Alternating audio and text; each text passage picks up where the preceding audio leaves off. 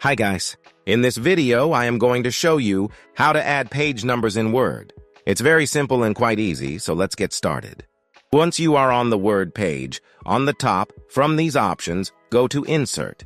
And here you will find the option Page Number.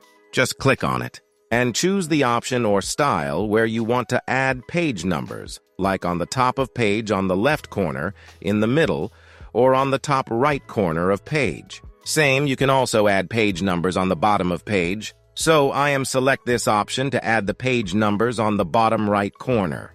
And that's it. Now, if you want to change the format page numbers, like if you want to start page number with 0 or any other number, then on the top right side here, click on Page Number and select the option Format Page Numbers. And then click on Start At and add the starting number here, and then click on OK. And that's it. Once you've done all, then on the top right side here, click on Close Header and Footer, and your page numbers are added successfully. If you found this video useful, please show your support with a like.